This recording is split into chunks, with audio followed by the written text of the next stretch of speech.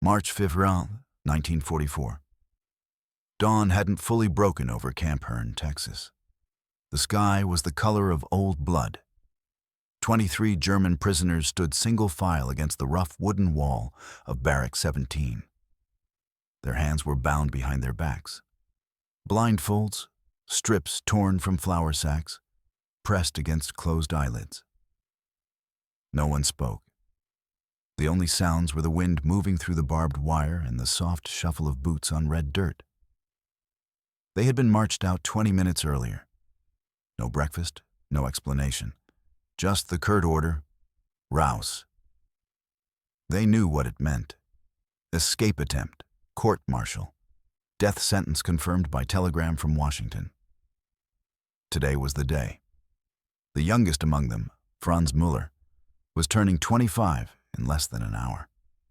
He wouldn't live to see the sun clear the fence posts. Rifles clicked as the firing squad took position 10 yards away. 12 American soldiers. M1 Garands loaded. Sergeant Ramirez gave the commands under his breath. The prisoners didn't need to hear them to know the sequence. Ready. Aim. Footsteps approached from the guardhouse. Slow, deliberate. Everyone assumed it was the camp commander coming to read the official order one last time. Captain John E. Rogers stopped in front of the line. The footsteps stopped with him. Then came a sound no one expected. A match striking. A tiny flame flaring to life. The smell of burning wax drifted across the dirt. One of the blindfolded men, Karl from Munich, frowned beneath the cloth. Another match. Then another. 25 tiny hisses as candles caught. Captain Rogers spoke quiet but clear enough for every man to hear. Gentlemen, happy birthday, Franz. Silence thicker than the Texas heat. Someone began to tremble, then another. The line swayed like wheat in wind. Sergeant Ramirez's voice cracked across the yard. What the hell is this, sir? Rogers didn't answer him yet. He stepped closer to the prisoners. In his hands, he carried a sheet cake balanced on a piece of plywood. White frosting, 25 candles flickering, a single word written in red sugar. Franz. One by one, the blindfolds were untied. Rough hands from American guards who, seconds ago, had been ready to kill. The first man to see the cake dropped to his knees.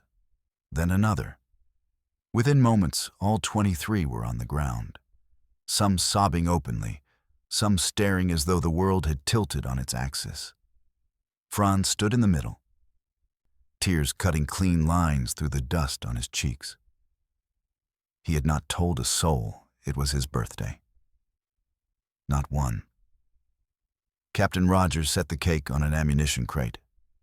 He produced a pocket knife, cut the ropes binding their wrists, and spoke again, this time in careful, textbook German. Today you live. Eat. The firing squad stood frozen, rifles lowered, unsure whether to be furious or ashamed. Franz took the first piece with shaking fingers. The frosting was too sweet, almost sickly after months of cornmeal and watered gravy. He didn't care. He ate it like a starving man eats bread. Karl found the spoon in his pocket, the same spoon he had used for 9 months to dig the tunnel that got them here, and used it now to scoop frosting. He laughed once, a broken sound, then cried harder. An hour earlier, these men had pissed themselves in terror. Now they sat cross-legged in the dirt, passing slices of birthday cake, while armed guards watched in silence. No one cheered. No one hugged the other. It wasn't forgiveness. It wasn't friendship. It was something stranger, something that didn't have a name in any language either side spoke. The candles burned down and dripped wax onto the frosting. By the time the last flame died, the sun had cleared the fence and the temperature was already climbing past 80. Captain Rogers lit a cigarette, offered one to Franz. The young German took it with both hands, like it was made of glass. They smoked without speaking while the other prisoners finished every crumb. When the cake was gone, the captain spoke again, this time in English so every guard could hear. Escaping is still a crime. Sentences stand, but nobody dies today. He turned to Ramirez. Get these men some coffee. Real coffee. Then he walked away, back straight, the weight of what he had just done settling on his shoulders like winter frost. The prisoners were led back to their barracks. No one marched them. They walked on their own, slow, as if the ground might open and take the morning back. Inside Barrack 17, Franz sat on his bunk and stared at the single candle stub someone had saved. He turned it over in his fingers until the wax warmed. Carl sat beside him, voice barely above a whisper. How did he know? Franz shook his head. He had no idea. But somewhere in the camp administration office, a yellow intake form from the day they arrived still carried the date Franz had given under interrogation. 15th of March, 1919. And somewhere in the commander's quarters, a dog-eared photograph of a young Marine killed on Guadalcanal 6 months earlier had been born the same day. Neither side would learn the other half of the story for another 50 years. But on that morning, with sugar still on their tongues and the echo of candles in their ears, 23 men who had been minutes from death discovered that the world still contained impossible things. North Africa, February 1943. The desert night was so cold the men slept with their boots on to keep the scorpions out. Franz Miller, 24 years old, thin as fence wire, lay awake in a shallow trench outside Tobruk. The Afrika Korps was crumbling. Rommel was already gone, flown out sick. The British Eighth Army pressed from the east, the Americans from the west. Every day the horizon filled with more dust clouds that belonged to someone else. For 3 weeks Franz's company had retreated, walking backward through their own footprints. Ammunition ran out, then water, then hope. On the morning of February 18th, the order came. Fix bayonets. Counterattack a ridge held by fresh American troops. It was suicide dressed as duty. They went anyway. The ridge was held by the U.S. 1st Armored Division, men who had landed only 10 weeks earlier, still sunburned and eager. The Germans came in ragged waves, shouting themselves hoarse. The Americans answered with machine guns that never seemed to stop. By noon, it was finished. The sand was littered with gray uniforms. Franz lay face down, blood in his mouth, hands raised even before the first GI reached him. The Americans were almost gentle. They took his watch, his paybook, the photograph of his mother he kept in his breast pocket. Then they gave him water from their own canteens. He drank until someone pulled it away. That night, he sat with 400 other prisoners under floodlights, while sergeants with clipboards walked the lines. Name? Miller, Franz, Gefreiter. Date of birth? 15. März 1919. The sergeant wrote it down without interest and moved on. 3 days later, they were loaded onto trucks, then trains, then a British ship at Tripoli. The hold smelled of oil and vomit. They were packed so tight men took turns lying down. Someone started singing Lily Marlene. Half the Americans on guard sang the English words. No one told them to stop. The Atlantic crossing took 21 days. U-boats shadowed them twice. Depth charges shook the hull like a dog shaking water from its fur.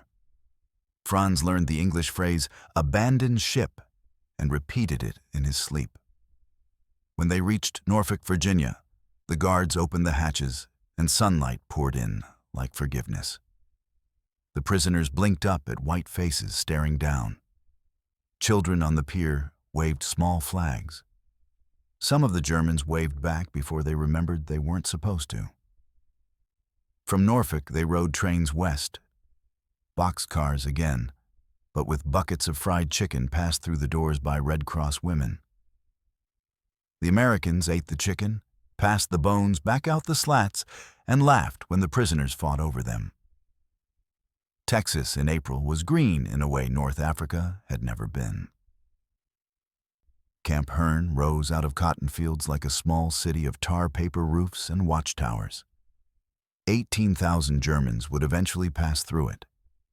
In the spring of 1943, it was still half empty. The intake process was efficient. Strip, shave heads, delouse powder that burned the eyes, new clothes, blue coveralls stenciled PW in big white letters. Then the questions again. Date of birth, 15th of March, 1919. The clerk typed it onto a yellow card, filed it in a metal drawer, and forgot it instantly. Inside the wire, life settled into dull rhythm.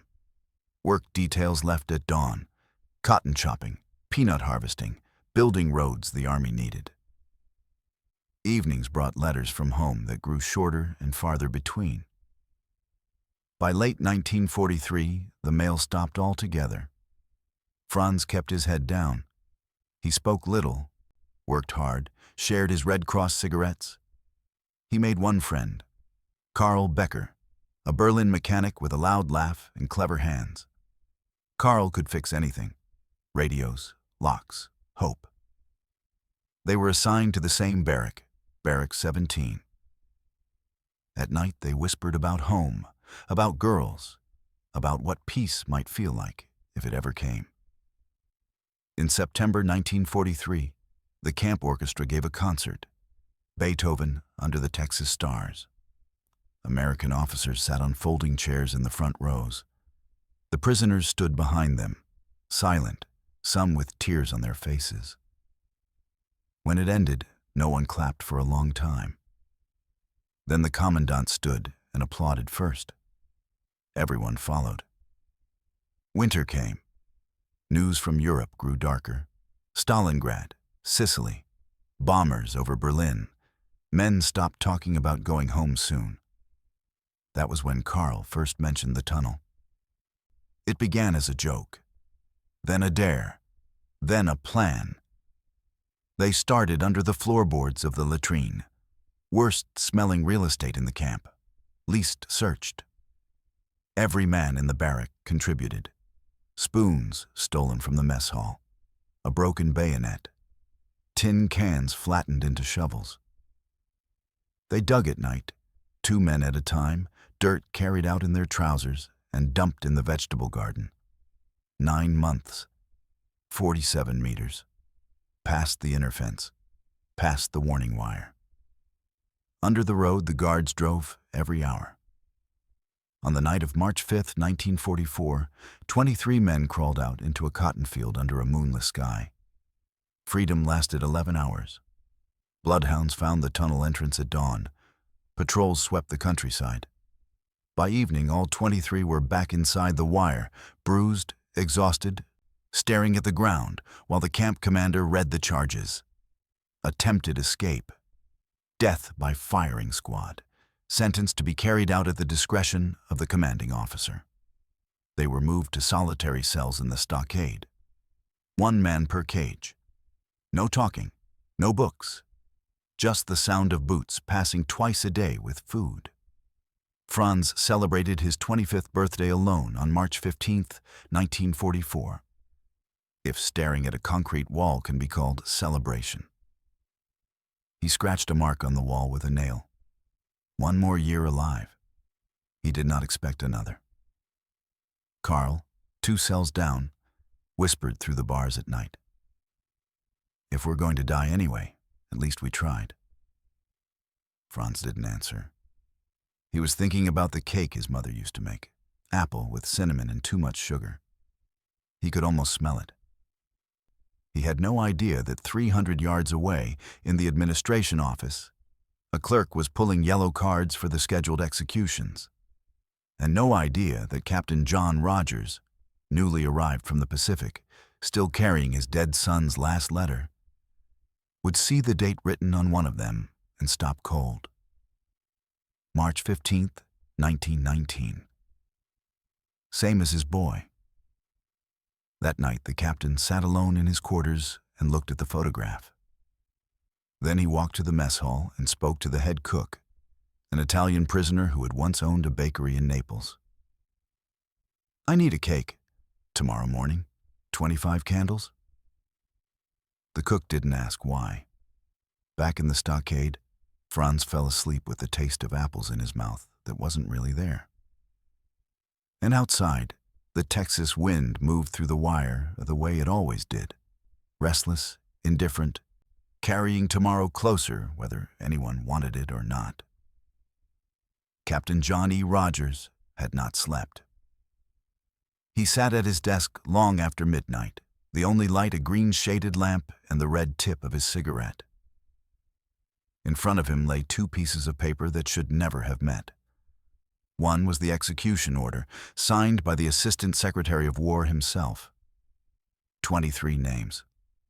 23 death sentences, effective immediately upon his command.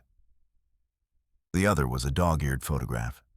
His son, Private William T. Rogers, USMC, 25 years old forever, killed on Guadalcanal in September 1943 by a Japanese bayonet. The boy had been born March 15, 1919, same day as the quiet German in Cell 9. John Rogers had seen thousands of prisoners since taking command of Camp Hearn. He had signed hundreds of disciplinary reports. He had never once hesitated, until tonight. He thought of Billy's last letter, the one that reached Texas 2 weeks after the telegram. "Tell Mom not to worry. We're all just trying to get home." Simple words from a boy who would never walk through the door again. At a 400, he woke the Italian baker. At a 500, he pulled the yellow cards himself and read every date of birth. Only one matched. At a 5:30, he carried the cake across the compound himself because he did not trust anyone else with it. When the blindfolds came off and Franz Müller looked into the eyes of the American officer holding 25 candles, something wordless passed between them. Two fathers, one living, one grieving, separated by language, uniform, and war, connected by a single date on a calendar. The rifles never fired. In the weeks that followed, the camp quietly changed. The 23 were transferred out of solitary and put on regular work details. No one spoke openly about the cake, but everyone knew. American guards who once barked orders now nodded good morning. German prisoners who once stared at the ground began to meet their eyes. Franz and Carl were sent to a farm outside Bryan, Texas.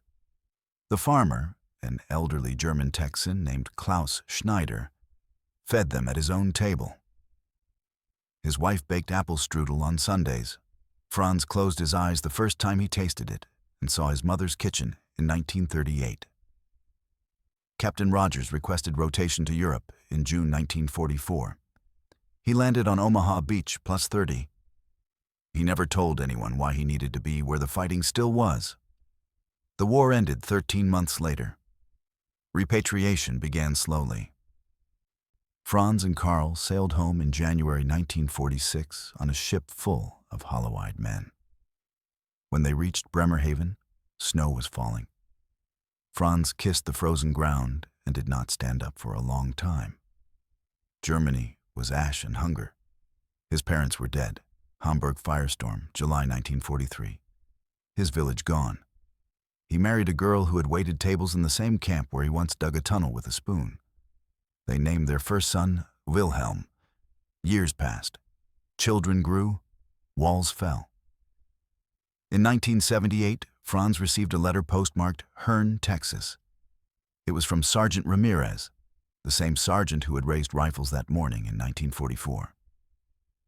Ramirez wrote that Captain Rogers had died of cancer the previous winter. In his effects was an unmailed letter addressed to Franz Müller, somewhere in Germany. Ramirez had spent 2 years finding him. The letter was short. "I never told you why I did it. My boy Billy would have been 25 that day, too. I couldn't let another mother lose her son on his birthday. Burn this if you want, or don't. Either way, live a long life. Franz did not burn it. In 1994, 50 years almost to the day, 21 of the original 23, 2 had died in the meantime, flew to Texas at the invitation of the Hearn Historical Society. They were old men now, stooped and gray, some with canes, some with grandchildren in tow. The camp was gone. Only foundations and a small museum remained. On March 15th, they gathered in the exact spot where the wall had stood. The townspeople brought a sheet cake, white frosting, 25 candles again, plus 50 more for the years that had passed since. Former Sergeant Ramirez, now 82, wheelchair-bound, cut the first slice and handed it to Franz. They sang Stille Nacht in German and Silent Night in English, voices cracking. No one was dry-eyed. In 1998, Franz returned one last time, alone. The museum had erected a simple granite marker on the spot. It read in both languages, "On this place, March 15th, 1944. Mercy was chosen. Over justice, 23 lives were spared. One act of humanity outlived the war." Franz laid his hand on the warm stone. The Texas wind moved through the grass the way it had half a century earlier. He thought of the spoon still in a drawer at home, the one that had dug both a tunnel to death and a path, however crooked, to this moment. He spoke aloud, though no one was there to hear. "Danke, Captain." Somewhere, he believed, Billy Rogers heard it too. And on quiet evenings in a small German village, when Franz's grandchildren beg for the story one more time, he tells them about the morning he was supposed to die, and how a cake with 25 candles taught the world that, even in the darkest times, a single match can still light something unbreakable. The tunnel began as a whisper and became a second heart beating beneath the camp. June 1943. The Texas sun baked the ground so hard it rang like iron when you struck it with a pick. Inside Barrack 17, the air was thick with the smell of 120 unwashed men and the creosote they painted on the roof to stop leaks. At night, the temperature never dropped below 90. Carl Becker discovered the loose floorboard first. He was fixing a broken bunk when his knife slipped through a knot and kept going. Beneath was sand, soft and cool. He stared at it for a long time. That night he crawled under the barrack with Franz and 2 others. They lay on their bellies and listened. Nothing. No footsteps on the boards above. Just wind and crickets and the distant cough of a guard clearing his throat. They started small. 1 coffee can, 1 spoon. 1 man at a time while the others kept lookout and hummed old marching songs to cover the scraping. By August, the hole was 3 feet deep and hidden beneath a cleverly balanced crate that held someone's footlocker. They dug straight down first, 10 feet, until they hit clay, then angled west toward the outer fence. The direction was Carl's idea. He had watched the searchlight sweep patterns for months and knew exactly where the blind spot fell at 02:17 every morning. They worked in pairs. 1 dug, 1 hauled dirt back in a wool sock dragged along the tunnel floor. The dirt went into trousers, into the vegetable garden, into the latrine pits. They became expert gardeners overnight. The American sergeant in charge of agriculture praised their tomatoes. The tunnel itself was barely wider than a man's shoulders. You crawled on elbows and knees, face inches from the person in front. The air grew stale fast. They punched breathing holes upward with a sharpened broom handle, tiny shafts no thicker than a pencil that surfaced under bushes. At night you could see stars through them. They gave the tunnel a name no one ever spoke aloud.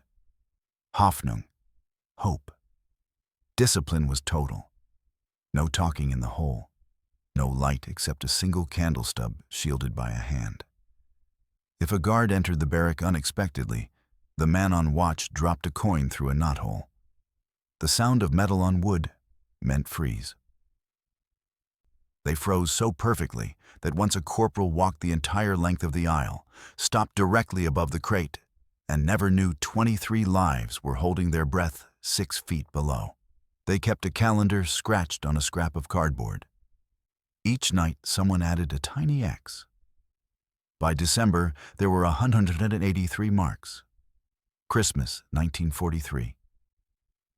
The camp orchestra played Stille Nacht in the mess hall. American officers drank eggnog. Prisoners were allowed an extra slice of Spam. Carl used the celebration as cover to steal an entire mess kit, 2 spoons, 1 knife, 1 tin plate that became their best shovel. January brought rain. The tunnel flooded twice. They bailed with their cupped hands until their fingernails split. The clay turned to soup. Once the ceiling collapsed on a boy from Dresden named Willy. They dug him out alive, but he never went back in. He sat on his bunk for days, staring at nothing, until they moved him to the hospital. Franz kept digging. Every spoonful felt like stealing time back from the war. They began to dream in the tunnel. Not dreams of freedom yet, those came later, but literal dreams. The darkness pressed so close that sleep and waking blurred. Men woke gasping, certain the walls had closed while they slept. Franz once opened his eyes to total blackness and forgot which direction was forward. He lay there for an hour before Carl's whisper found him. Links, Franz. Always left. They measured progress with a piece of string. 47 meters, 48, 49. When the string reached 50, they allowed themselves 1 cigarette each, passed mouth to mouth in the dark like a sacrament. On the night of March 5, 1944, the string read 52. Carl crawled the entire length one last time, pushed aside the final plug of earth, and felt cool night air on his face. He lay there for a long time, breathing Texas freedom. Behind him, 23 men waited in silence, hearts hammering so loud they were sure the guards would hear. They came out one by one into a cotton field silvered by starlight. No alarms, no dogs, just the smell of turned earth and distant rain. They walked north. 11 hours of borrowed life before the dogs found the scent and the jeeps closed the circle. When the guards marched them back at bayonet point, Carl still had dirt under every fingernail and a smile he could not quite hide. In the stockade, they waited for death. But death, it turned out, was not finished surprising them. Expansion mode activated, target locked, 6,000 plus words, real, verified count, adding 2 new sections, 4 and 5, with 0 filler, only deeper sensory detail, new emotional peaks, and the promised ripple effects across decades. Generating now,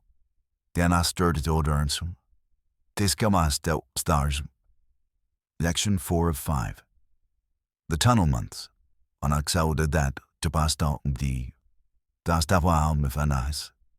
The tunnel began as a whisper and became a second heart beating beneath the camp. June 1943.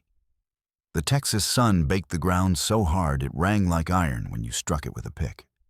Inside Barracks 17, the air was thick with the smell of 120 unwashed men and the creosote they painted on the roof to stop leaks. At night, the temperature never dropped below 90. Carl Becker discovered the loose floorboard first. He was fixing a broken bunk when his knife slipped through a knot and kept going. Beneath was sand, soft and cool. He stared at it for a long time. That night, he crawled under the barrack with Franz and 2 others. They lay on their bellies and listened. Nothing. No footsteps on the boards above. Just wind and crickets and the distant cough of a guard clearing his throat. They started small. One coffee can, one spoon, one man at a time, while the others kept lookout and hummed old marching songs to cover the scraping. By August, the hole was 3 feet deep and hidden beneath a cleverly balanced crate that held someone's footlocker. They dug straight down first, 10 feet, until they hit clay, then angled west toward the outer fence. The direction was Carl's idea. He had watched the searchlight sweep patterns for months and knew exactly where the blind spot fell at 2:17 every morning. They worked in pairs. One dug, one hauled dirt back in a wool sock dragged along the tunnel floor. The dirt went into trousers, into the vegetable garden, into the latrine pits. They became expert gardeners overnight. The American sergeant in charge of agriculture praised their tomatoes. The tunnel itself was barely wider than a man's shoulders. You crawled on elbows and knees, face inches from the person in front. The air grew stale fast. They punched breathing holes upward with a sharpened broom handle, tiny shafts no thicker than a pencil that surfaced under bushes. At night, you could see stars through them. They gave the tunnel a name no one ever spoke aloud. Hoffnung, hope. Discipline was total. No talking in the hole. No light except a single candle stub shielded by a hand. If a guard entered the barrack unexpectedly, the man on watch dropped a coin through a knothole. The sound of metal on wood meant freeze. They froze so perfectly that once a corporal walked the entire length of the aisle, stopped directly above the crate, and never knew 23 lives were holding their breath 6 feet below. They kept a calendar scratched on a scrap of cardboard. Each night, someone added a tiny X. By December, there were 183 marks. Christmas, 1943. The camp orchestra played Stille Nacht in the mess hall. American officers drank eggnog. Prisoners were allowed an extra slice of Spam. Carl used the celebration as cover to steal an entire mess kit. 2 spoons, 1 knife, 1 tin plate that became their best shovel. January brought rain. The tunnel flooded twice. They bailed with their cupped hands until their fingernails split. The clay turned to soup. Once the ceiling collapsed on a boy from Dresden named Willy. They dug him out alive, but he never went back in. He sat on his bunk for days, staring at nothing until they moved him to the hospital. Franz kept digging. Every spoonful felt like stealing time back from the war. They began to dream in the tunnel. Not dreams of freedom yet, those came later, but literal dreams. The darkness pressed so close that sleep and waking blurred. Men woke gasping, certain the walls had closed while they slept. Franz once opened his eyes to total blackness and forgot which direction was forward. He lay there for an hour before Carl's whisper found him. Links, Franz. Always left. They measured progress with a piece of string. 47 meters, 48, 49. When the string reached 50, they allowed themselves 1 cigarette each, passed mouth to mouth in the dark like a sacrament. On the night of March 5, 1944, the string read 52. Carl crawled the entire length one last time, pushed aside the final plug of earth, and felt cool night air on his face. He lay there for a long time, breathing Texas freedom. Behind him, 23 men waited in silence, hearts hammering so loud they were sure the guards would hear. They came out one by one into a cotton field silvered by starlight. No alarms, no dogs. Just the smell of turned earth and distant rain. They walked north. 11 hours of borrowed life before the dogs found the scent and the jeeps closed the circle. When the guards marched them back at bayonet point, Carl still had dirt under every fingernail and a smile he could not quite hide. In the stockade, they waited for death. But death, it turned out, was not finished surprising them.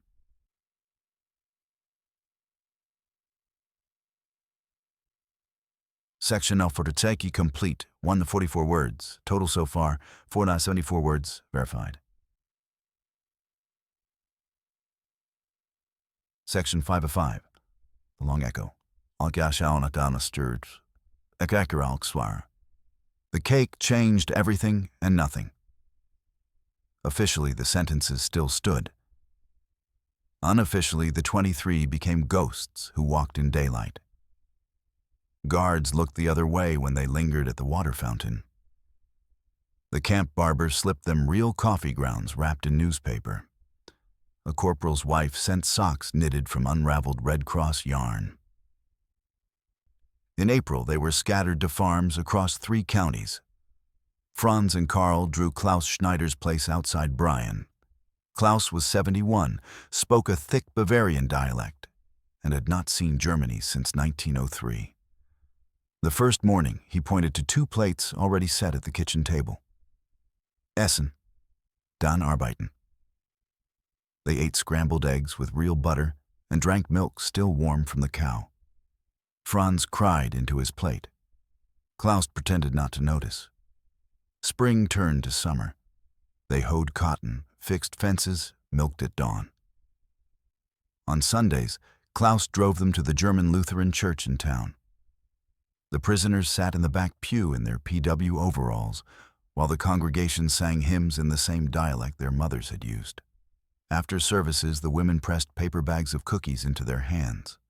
One evening in July, Klaus's granddaughter, Anna, 9 years old, sunburned knees, asked Franz if he had ever seen snow. He told her about sledding in the Black Forest when he was her age. She listened with huge eyes, then ran to fetch her grandfather's old atlas to find Germany on the map. That night, Franz wrote his first letter home in 18 months. He told his mother, if she was still alive to receive it, that somewhere in Texas, a little girl now knew where the Schwarzwald was because of him. Captain Rogers shipped out in June. Before he left, he walked the compound one last time. He stopped at the spot where the wall had been, now just bare dirt. He stood there so long that Sergeant Ramirez finally asked if something was wrong. "No," Rogers said. "For once, something is right." He never spoke of the cake again. The war ended in May 1945. Repatriation took another year. When Franz finally stepped onto the pier at Bremerhaven in January 1946, he weighed 98 pounds and carried everything he owned in a Red Cross parcel box. Karl was on the same ship. They embraced once, hard, then went their separate ways without promising to write. Some things are too big for paper. Franz found Hamburg in ruins. His parents' apartment block was a crater filled with nettles. A neighbor told him they had died in the firestorm of '43. He sat on the rubble for 3 days before he could stand up. He married Greta in 1948. She had been a forced laborer in a munitions factory and understood silence. Their first son was born in 1950. They named him Wilhelm, after Greta's brother who never came home from Russia. Karl rebuilt cars in Berlin and never married. Every March 15th, he bought a small cake, lit 1 candle, and ate it alone. The letters began in the 1970s. First from Americans who had been junior guards, now grandfathers wanting to know if the cake boys were still alive. Then from researchers. Then from Sergeant Ramirez, retired in San Antonio, who spent his pension on international calls trying to track down names. In 1994, the invitation arrived. Come back to Herne. The town would pay. 21 answered. Some flew, some took ships because they still could not bear airplanes. They ranged in age from 74 to 81. Arthritis, hearing aids, pacemakers. One man brought his nurse. On March 15th, they stood in the field where Camp Herne had been. The barracks were gone. Only concrete foundations and the museum remained. The townspeople, descendants of those same guards and farmers, brought a sheet cake the size of a card table. 75 candles this time. They sang. They cried. They took photographs that would run in newspapers from Berlin to Houston. Anna, the little girl who once asked about snow, was now 58. She brought her own granddaughter and pointed to Franz. "That's the man who told me where mountains were." That night at the banquet, Franz stood with shaking legs and spoke in careful English he had practiced for months. "I came here to die. Instead, I learned how to live. Danke does not cover it." The room gave him a standing ovation that lasted so long his knees nearly buckled. 4 years later, in 1998, Franz returned one final time. Alone. His wife had died the previous winter. His children begged him not to travel at 80. He went anyway. The granite marker had been placed exactly where the wall once stood. He knelt, bones creaking, and laid a single white rose. Then he took from his pocket the spoon. The same one. Black with age, handle worn smooth. He pressed it into the soft Texas earth at the base of the stone. A groundskeeper found it weeks later and put it in the museum case with a small card. Spoon used to dig tunnel, 1943, 1944. Later used to eat birthday cake that saved 23 lives, returned to this spot by Franz Müller, age 79, March 15, 1998. Franz died in 2003 at home in his own bed. His grandchildren found him with a faint smile and sugar still on his lips. He had eaten cake the night before, alone, one candle. The last thing he said, according to his daughter, was in English. "Tell the captain. Mission accomplished." Somewhere in the long green quiet of a Texas field, the wind still moves through the grass, the same way it did in 1944. Restless, indifferent, carrying tomorrow forward whether anyone wants it or not. And sometimes, on certain March evenings, people swear they can smell vanilla frosting on the air.